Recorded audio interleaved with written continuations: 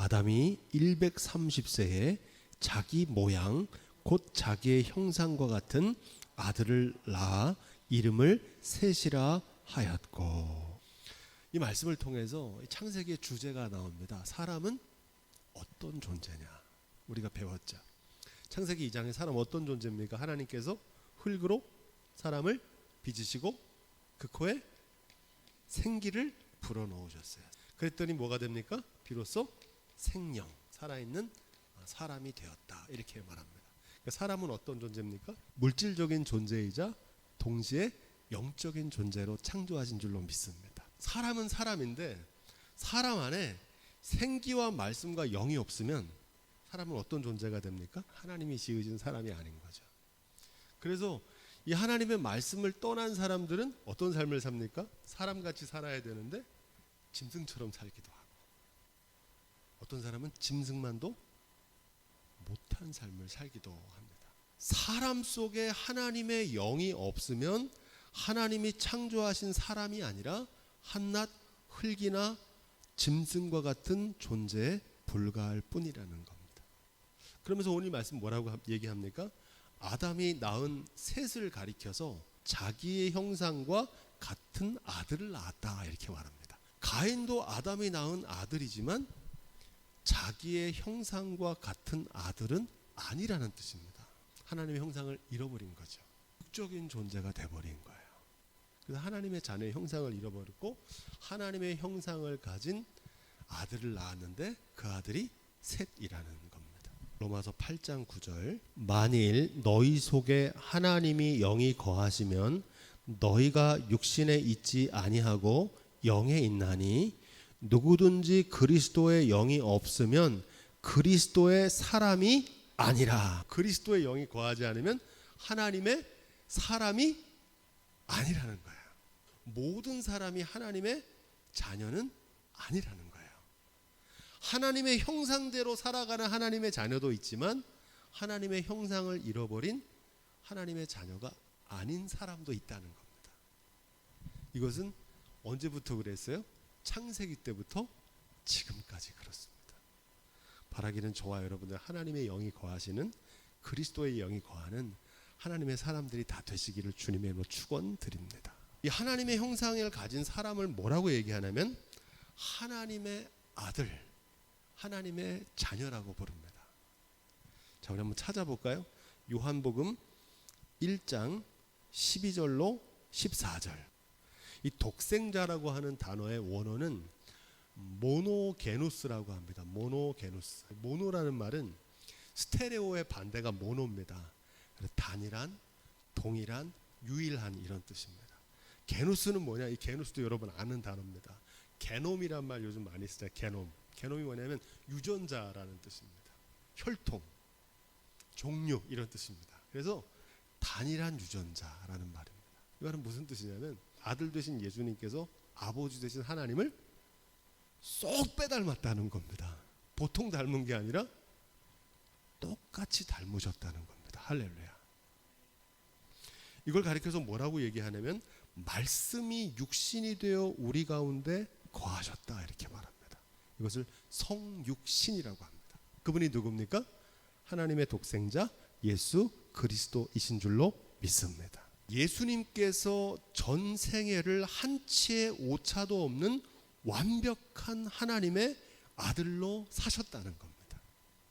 예수님의 삶, 예수님의 죽음, 예수님의 가르침을 통해서 하나님의 뜻이 온전하게 드러난 줄로 믿습니다. 예수님께서는 하나님의 말씀을 한치의 오차도 없이 죽기까지 순종하심으로 하나님의 말씀을 삶으로 구현해 내셨어요. 할렐루야. 그분이 하나님 말씀대로 온전히 준행하고 순종하셔서 하나님의 아들이심을 믿는 그 믿음의 사람에게는 뭐를 주신다고 그럽니까? 하나님의 자녀가 되는 권세를 주신다는 거예요. 이 사람들은 어떤 사람이냐? 혈통이나 육정이나 사람의 뜻으로 난 사람들이 아니고 오직 하나님께로 난 자들이다 이렇게 말합니다. 하나님의 자녀로 거듭난 사람들을 말합니다. 성경에 많이 나오는 주제죠. 거듭남. 사람은 반드시 두 번 태어나야 됩니다. 첫 번째 출생 어떤 출생입니까? 육신의 부모님의 자녀로 태어나는 것이죠. 두 번째 출생이 있습니다. 어떤 출생입니까? 하나님의 자녀로 다시 태어나는 겁니다. 이걸 뭐라고 그래요? 이걸 거듭남이라고 그래요.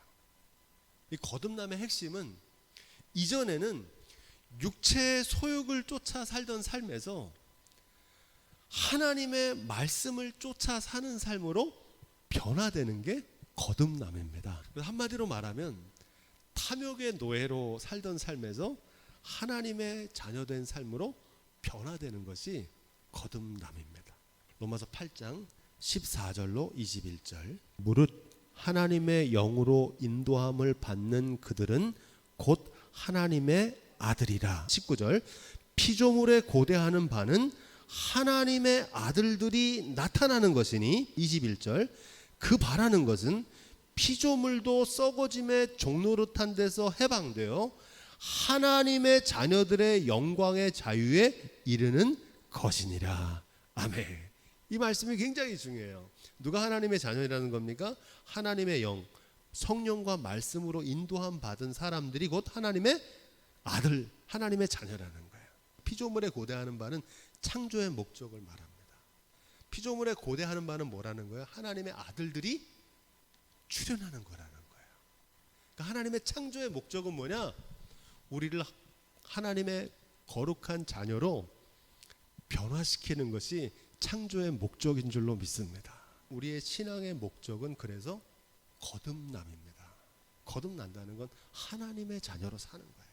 하나님의 자녀로 산다는 건 뭡니까? 하나님의 말씀대로 사는 거예요. 그 사람이 하나님의 자녀라는 거예요.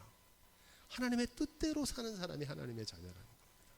5장 4절. 아담이 셋을 낳은 후 800년을 지나며 자녀를 낳았으며. 이 족보는 어떤 족보입니까? 믿음의 계보입니다. 하나님의 말씀대로 준행함으로 하나님과 동행했던 믿음의 조상들의 명단입니다. 할렐루야. 그래서 그들 가운데 아담으로 시작해서 누구까지? 노아까지.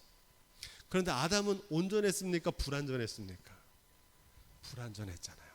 하지만 노아는 어떻습니까? 에녹은 하나님과 동행했고 우리가 노아에 대해 미리 배웠죠? 6장 22절. 노아가 그와 같이 하되 하나님이 자기에게 명하신 대로 다 준행하였더라. 아멘.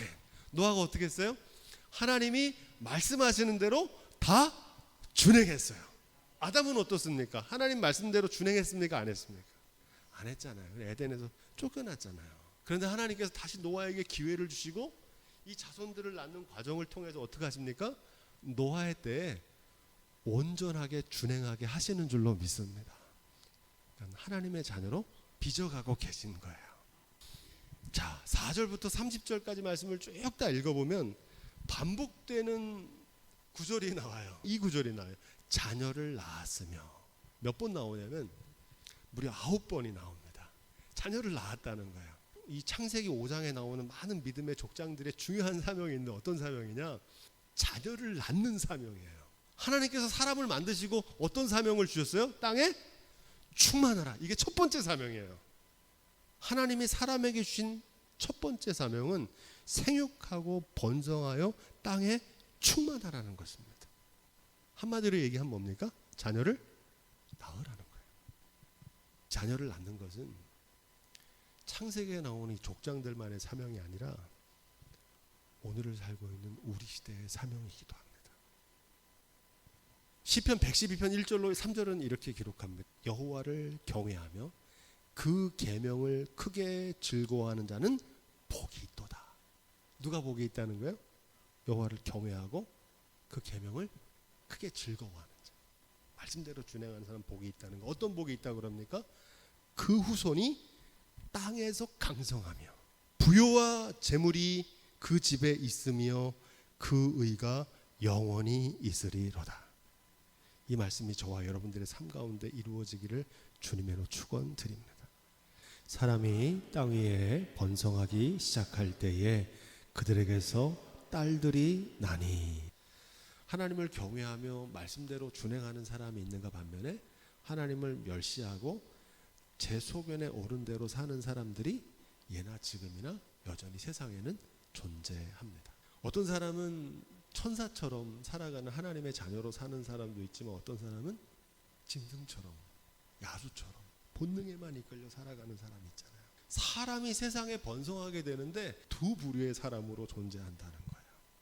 하나는 하나님의 자녀로 사는 사람이 있고, 어떤 사람들은 짐승처럼 탐욕의 노예로 사는 사람들이 있다. 지금도 가인의 후손으로 사는 사람이 있고 셋의 후손 하나님의 자녀로 사는 사람들이 존재한다. 에리 프롬이라고 하는 분이 소유냐 존재냐라는 책을 썼는데 그 아주 유명한 책이에요. 그 책에서 인간을 두 가지 유형으로 분류합니다.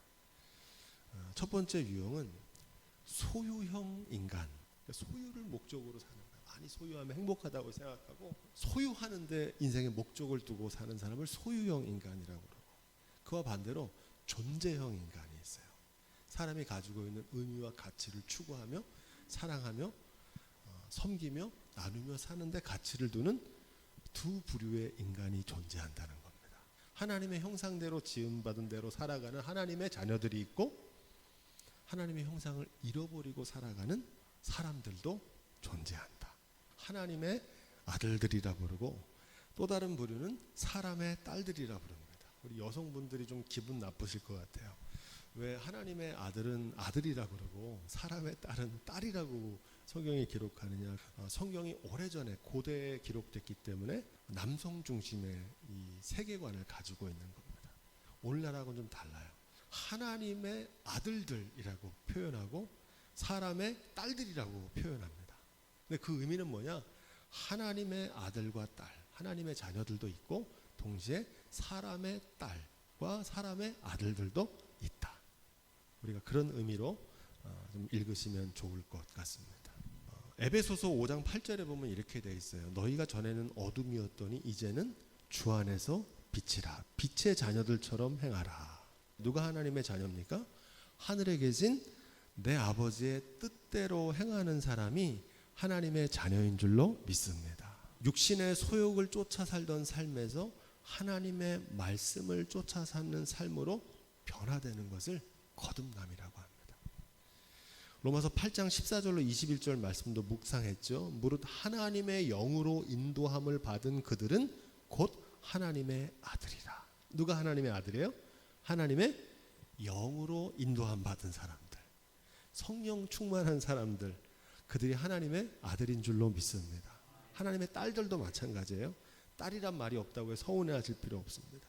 3절 말씀, 결국 그들로 인해서 수명이 단축되는 원인담입니다. 120년을 살 수밖에 없게 되는 거예요. 그 전에 몇 살 살았습니까? 두셀라는 969년을 살았잖아요. 거의 1000년 가까이 살았는데 하나님께서 사람들이 하나님의 말씀대로 하나님의 아들들로 살아야 되는데 탐욕의 노예로 사람의 딸들로 살아가니까 하나님께서 그 수명을 120년으로 단축시키시는 거예요. 자, 4절 말씀.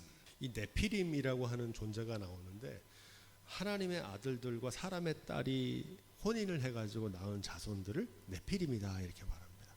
이 네피림이 어떤 존재냐? 네피림이 정확한 어떤 존재인지는 알 수가 없습니다. 어떤 사람들은 이 네피림에 대해서 여러 가지 의견들을 말하는데 성경이 전하는 건 오늘 말씀이 이게 다예요. 네피림에 관한 말씀이. 다만 이 네피림이라는 단어의 의미를 살펴보므로 이 네피림이 어떤 존재인지를 우리가 생각할 수 있습니다. 나팔이라고 하는 단어에서 나왔는데 떨어지다는 뜻입니다. 타락했다는 거, 추락했다는 뜻이죠. 그리고 이 나팔이라고 하는 단어는 다른 사람을 넘어뜨리는 자라는 뜻입니다. 자기만 넘어지는 게 아니라 다른 사람도 타락시키는 거예요. 다른 사람도 추락시키는 자라는 의미입니다. 또 이 네피림이라는 단어는 언어로 느발림이라고 번역하는데 무슨 뜻이냐면 거인, 용사 이런 뜻입니다. 고대의 영웅들, 위대한 사람들, 거인. 그래서 거인이라고 그러니까 뭐 키가 큰 이런 거인, 집채만한 거인이라고 생각하는 분들이 많이 있는데 그런 의미가 아니라 위대한 사람들 있잖아요. 그들을 거장이라고 그러고 거인이라고 그러잖아요. 굉장히 유능하고 강력한 힘을 가진 사람들 말합니다. 크고 유능하고 유명한 사람들입니다. 이런 위대한 사람들이 있는 세상이 아름답고 평화롭게 유지된 게 아니라 어떻게 됐다 그럽니까? 오늘 말씀해 보니까 5절 6절에 보니까 죄악이 관영하게 됐다는 겁니다. 여기 아주 중요한 의미가 있어요. 힘있고 유능하고 권력있고 위대해지는 거, 많은 사람들이 바라는 게 그게 좋은 게 아니에요. 하나님이 없는 물질, 하나님이 없는 지식, 하나님이 없는 권력, 하나님이 없는 명예, 하나님이 없는 재능은 오히려 세상을 살리는 도구가 아니라 하나님의 영광을 가리우고 대적하는 수단이 될 수 있다는 사실을 깨닫는 지혜가 있기를 주님의 부탁드립니다. 우리의 물질과 권력과 명예와 재능이 하나님께 붙들려 쓰임 받을 때 의의 병기가 될 줄로 믿습니다. 7절 말씀, 이제 노아의 홍수 사건이 벌어지기 전의 장면인데, 하나님께서는 세상을 창조하시는 창조주이시기도 하지만 심판주가 되시는 줄로 믿습니다. 우리는 하나님의 축복만을 바라고 하나님 축복만 주신다고 생각하지만 성경을 잘 읽으면 항상 축복과 더불어서 하나님의 뭐가 있습니까? 저주가 따라오죠. 뭐 하면 그렇다는 거예요? 하나님의 말씀대로 순종하고 준행하면 그 축복이 임하겠다는 겁니다. 그래서 하나님의 축복과 저주가 대꾸를 이루고 있습니다. 이게 늘 같이 있어요. 이 저주가 임하는 원인도 똑같아요. 말씀대로 뭐 하지 않으면, 준행하지 않으면. 두 가지도 아니에요. 딱 하나예요. 기준은 하나님의 말씀입니다. 하나님의 말씀대로 사느냐, 내 소견대로 사느냐. 여기에 따라서 축복과 저주가 결정되는 줄로 믿습니다. 하나님께서 심판하시는 목적이 나오는데, 이 축복과 저주를 베푸시는 목적은 하나입니다. 그건 멸망하게 하려는 게 아니라 구원하기를 원하시는 줄로 믿습니다. 솔로몬의 성전을 파괴하시고 스룹바벨 성전을 다시 짓게 하시잖아요. 왜 솔로몬의 성전을 파괴하셨습니까? 그들이 하나님을 경외하지 않고 거기서 우상 숭배하고 하나님 저버리니까 그들을 심판해서 솔로몬 성전을 무너뜨리는 게 목적이 아니라 다시 하나님을 경외하는 믿음을 회복하셔서 스룹바벨 성전을 짓게 하시는 데 목적이 있는 줄로 믿습니다.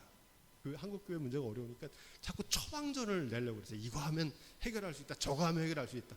그렇게 해결할 수 있는 게 아니에요. 한국교회는 지금 뭘 해야 되는 겁니까? 이 말씀에 비춰보면 회개해야 되는 거예요. 어디로 회개해야 됩니까? 하나님의 말씀으로.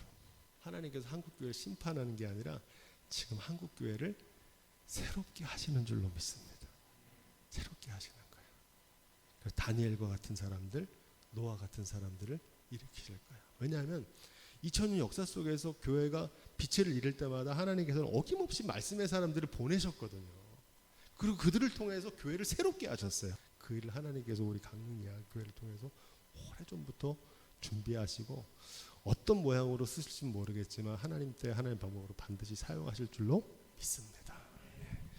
8절부터 우리 9절까지 말씀. 노아의 삶에 우리가 주목해야 될 점이 무엇인지를 가르쳐 줍니다. 노아는 의인이다 이렇게 말합니다.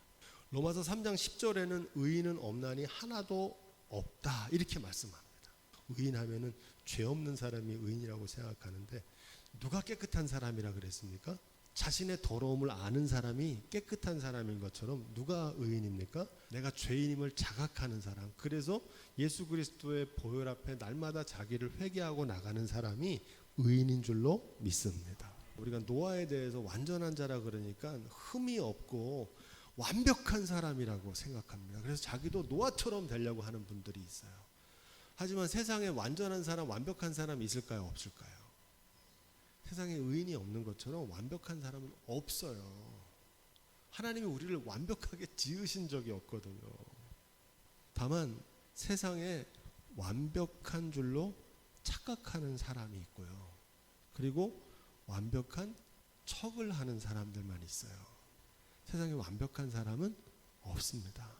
하나님께서 우리를 의롭다 하시고 온전케 하시는 줄로 믿습니다. 그러니까 우리가 하는 게 아니라 우리는 완벽하지 못한데 하나님이 그렇게 하신다는 거예요. 로마서 8장 3절입니다. 율법이 육신으로 말미암아 연약하여 할 수 없는 그것을 하나님은 하시나니 곧 죄를 인하여 자기 아들을 죄 있는 육신의 모양으로 보내어 육신의 죄를 정케 하사 육신을 쫓지 않고 그 영을 쫓아 행하는 우리에게 율법의 요구를 이루어지게 하려 하심이라. 뭐를 쫓아 행한다 그래요? 육신을 쫓지 않고 그 영을 쫓아 행하는 우리에게. 그러죠?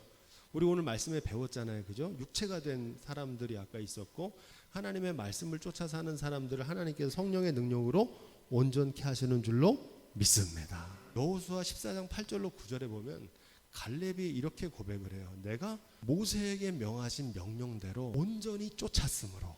온전히 뭐 했다 그래요? 쫓았다 그래요. 뭐를? 하나님의 말씀을 쫓았다는 거예요. 노아가 완전한 건 뭐가 완전한 거냐면 뭐 그가 흠 없고 죄 없고 이렇게 완전한 게 아니라 하나님의 말씀을 온전히 쫓았다는 겁니다. 그가 하나님과 뭐 했다 그럽니까? 다시 오늘 말씀으로 돌아가면 하나님과 동행했다. 이게 중요해요. 하나님과 동행했기 때문에 완전하고 의인이었다는 거예요. 하나님과 동행하는 삶은 우리가 하나님의 말씀대로 준행할 때 하나님께서 우리와 동행하시는 줄로 믿습니다. 노아가 그와 같이 하되 하나님이 자기에게 명하신 대로 다 준행했더라. 아멘. 노아가 뭐 했다 그래요? 하나님 말씀대로 준행했다는 거예요. 그래서 노아는 완전한 자였고 의인이라는 겁니다. 바라기는 저와 여러분도 노아처럼 하나님 말씀대로 준행함으로 주님께서 동행하시는 삶이 될 수 있기를 주님의 축원드립니다. 누가 말씀대로 준행할 수 있습니까? 하나님의 말씀대로 준행할 수 있는 방법은 어떻게 한다 그랬어요? 하나님을 경외하면, 경외하는 믿음이 있으면 말씀대로 준행하고, 우리가 말씀대로 준행할 때 하나님께서 어떻게 하십니까? 우리와 동행하시고 마침내 축복해 주시는 줄로 믿습니다. 이게 성경의 원리거든요. 준행은 누구만 할 수 있냐면 경외하는 믿음이 있어야 할 수 있어요. 순종이 안 되는 건 왜 그러냐? 믿음이 없어서 안 되는 거예요. 노아는 하나님을 경외하는 믿음이 있었는데 어떻게 하나님을 경외하는 믿음을 가질 수 있느냐? 사실 이 믿음은 우리가 쟁취하는 게 아닙니다. 내가 뭐 노력해서 이 믿음이 오는 게 아니라 이 믿음을 하나님은 어떻게 주시느냐? 아까 우리가 읽은 말씀 8절에 그 비밀이 있어요. 8절 시작. 그러나 노아는 여호와께 은혜를 입었더라. 아멘. 노아가 뭘 입었다 그래요? 은혜를 입었다는 거예요. 믿음은 어떻게 얻는 거냐면 내가 쟁취하는 게 아니에요.